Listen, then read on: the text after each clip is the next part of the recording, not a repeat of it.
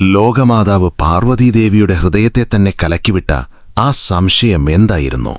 സമസ്ത സൃഷ്ടിക്കും ജന്മം നൽകുന്ന സ്ത്രീക്ക് പ്രതിമാസം തീരുമാനമില്ലാതെ നേരിടേണ്ടിവരുന്ന ആ നരകസദൃശ്യമായ വേദനയുടെ പിന്നിൽ മറഞ്ഞിരിക്കുന്ന യഥാർത്ഥ രഹസ്യം എന്താണ്? എന്തുകൊണ്ട് ഈ യാതന കേവലം സ്ത്രീകൾ മാത്രം അനുഭവിക്കണം? ആ സമയത്ത് അവർ അനുഭവിക്കുന്ന അസഹ്യമായ വേദനകൾ, ശാരീരിക യാതനകൾ, മാനസിക അസ്വസ്ഥതകൾ എന്നിവയുടെ പിന്നിൽ യഥാർത്ഥത്തിൽ ഏതെങ്കിലും ദൈവിക രഹസ്യം മറഞ്ഞിരിക്കുന്നുണ്ടോ? ഈ ചോദ്യങ്ങൾ തന്നെയാണ് ഒരു ദിവസം പാർവതീദേവിയുടെ മനസ്സിനെ പൂർണ്ണമായി കലക്കിവിട്ടത്. സൃഷ്ടികാരിയായ അവൾക്കുപോലും ആ ധർമ്മരഹസ്യം എളുപ്പത്തിൽ മനസ്സിലാകാത്തത് എന്തുകൊണ്ട്? പ്രതിമാസം സ്ത്രീകൾ അനുഭവിക്കുന്ന ഋതുസ്രാവം കേവലം ഒരു ശാരീരിക പ്രക്രിയ മാത്രമാണോ? അതോ അതിനു പിന്നിൽ സൃഷ്ടിയുടെ ആരംഭം മുതൽ തുടരുന്ന ഏതോ ഭയാനകമായ ഗൂഢസത്യമുണ്ടോ എന്നവൾ ചിന്തിച്ചു. എന്തുകൊണ്ട് ആ സമയത്ത് ശാസ്ത്രങ്ങൾ ചില കടുത്ത നിയമങ്ങൾ വിധിച്ചു?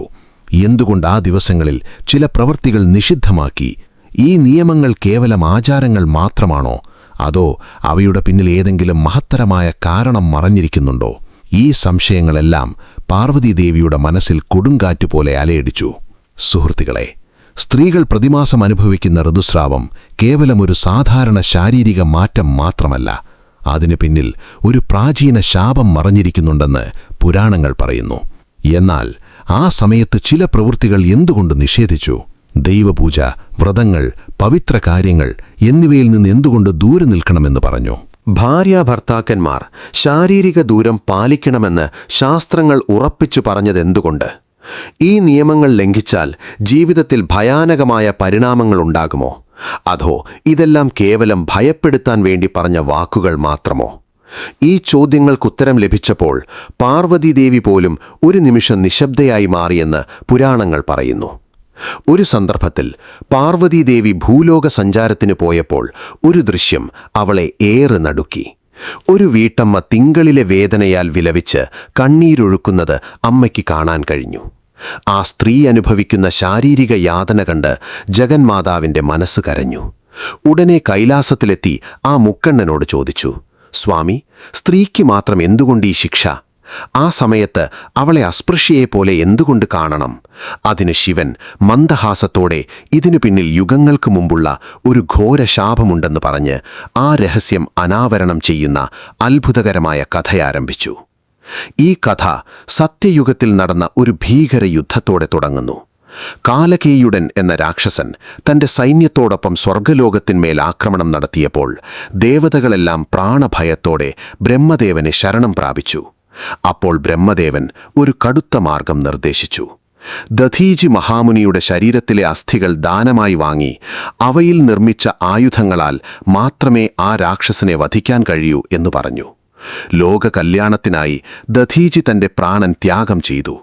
ആ അസ്ഥികളാൽ നിർമ്മിച്ച വജ്രായുധത്താൽ ഇന്ദ്രൻ കാലകേയുടനെ സംഹരിച്ചുവെങ്കിലും ആ രാക്ഷസന്റെ ശരീരത്തിൽ ഒരു ബ്രാഹ്മണന്റെ പ്രാണവുമുണ്ടായിരുന്നതിനാൽ ഇന്ദ്രന് ബ്രഹ്മഹത്യാപാതകം വന്നു ചേർന്നു. ലോകങ്ങളെ നടുക്കുന്ന മഹാപാപം ചെയ്ത ശേഷം ദേവേന്ദ്രൻ ഭയാനകമായ ആശങ്കയിലായി. ആ പാപഭാരം തന്നെ പൂർണ്ണമായി നശിപ്പിക്കുമെന്ന ഭയത്താൽ അവൻ തള്ളിവിറച്ചു. തനിക്ക് വിമുക്തി ലഭിക്കാനുള്ള വഴിയറിയാതെ അവസാനം ബ്രഹ്മദേവന്റെ ശരണം പ്രാപിച്ചു. അപ്പോൾ ബ്രഹ്മദേവൻ ആ ഘോര പാപത്തെ 4 ഭാഗങ്ങളാക്കി വിഭജിച്ച് സൃഷ്ടിയിൽ വിതരണം ചെയ്യാൻ ആജ്ഞാപിച്ചു. അതിൽ ഒരു ഭാഗം അഗ്നി സ്വീകരിച്ചു, 2ാമത്തെ ഭാഗം ജലമേറ്റു, 3ാമത്തെ ഭാഗം വൃക്ഷങ്ങൾക്ക് ലഭിച്ചു. എന്നാൽ ആ പാപത്തിന്റെ അവസാനത്തെ 4/1 ഭാഗം ഈ സൃഷ്ടിയിലെ സ്ത്രീജാതി മാത്രം ഏറ്റെടുക്കേണ്ടി വന്നു. അതുതന്നെയാണ് ഇന്ന് ഓരോ മഹിളയും പ്രതിമാസം അനുഭവിക്കുന്ന ഋതുക്രമമായി മാറിയതെന്ന് ശിവൻ പാർവതീദേവിയോട് വിശദീകരിച്ചു. ആ പാപാംശം കാരണമായാണ് ആ സമയത്ത് സ്ത്രീകൾ ശക്തമായ ശാരീരിക യാതനകളും അസഹ്യമായ വേദനകളും അനുഭവിക്കുന്നത്. അതുകൊണ്ടാണ് ആ കാലഘട്ടത്തെ ശാസ്ത്രങ്ങൾ പ്രത്യേകം എടുത്തു കാണിച്ചതെന്ന് ശിവൻ പറഞ്ഞു.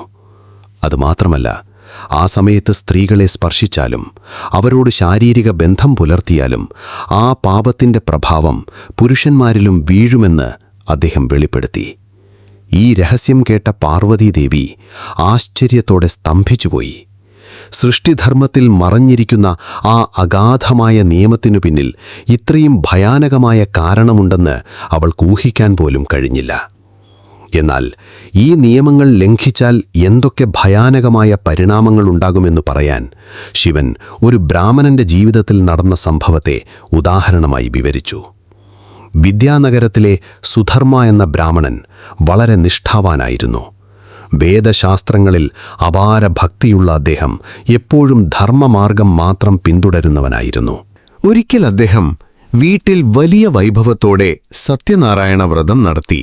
ഗ്രാമവാസികളെല്ലാവരെയും ക്ഷണിച്ച് ഭക്തിപൂർവകം പൂജകൾ നടത്തി പിന്നീടെല്ലാവർക്കും അന്നദാനം ചെയ്തു.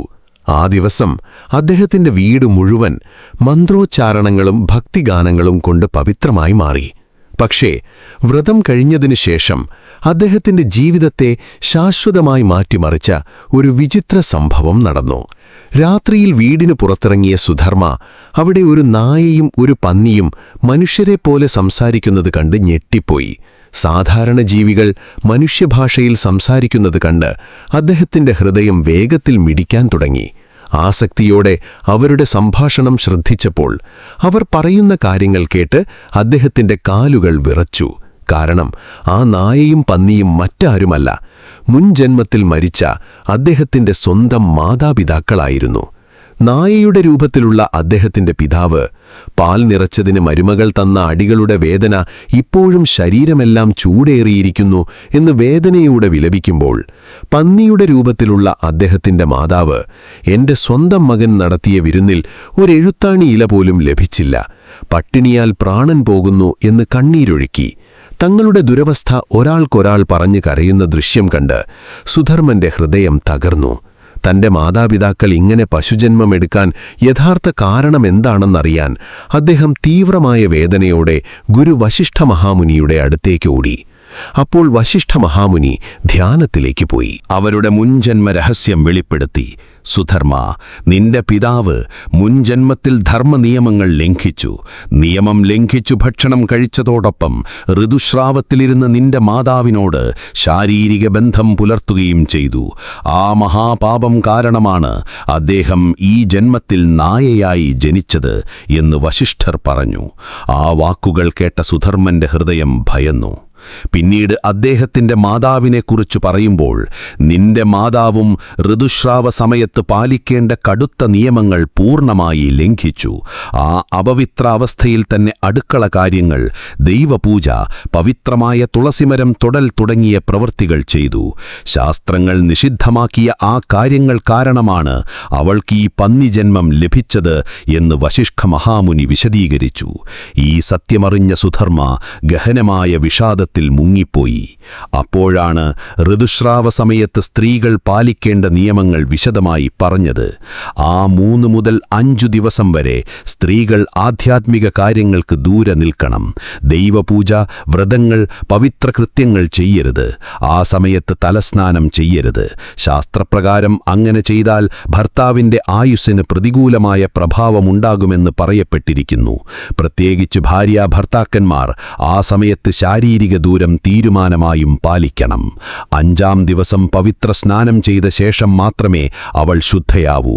6-ാം ദിവസം പ്രഭാതത്തിൽ ആദ്യം ഭർത്താവിന്റെ മുഖമോ സൂര്യഭഗവാനെയോ ദർശിക്കണമെന്ന് ശാസ്ത്രങ്ങൾ പറയുന്നു എന്നദ്ദേഹം വിശദീകരിച്ചു. തന്റെ മാതാപിതാക്കളുടെ ദുരവസ്ഥ കണ്ട് വേദനിച്ച സുധർമ്മ അവർക്ക് വിമുക്തി ലഭ്യമാക്കണമെന്ന ദൃഢനിശ്ചയത്തോടെ അമാവാസ്യ ദിവസം ശ്രാദ്ധകർമ്മങ്ങൾ ഭക്തിപൂർവകം നിർവഹിച്ചു. ഗോമാതാവിന് ഭക്ഷണം നൽകി ദാനധർമ്മങ്ങൾ ചെയ്തു അവരുടെ ആത്മശാന്തിക്കായി പ്രാർത്ഥിച്ചു.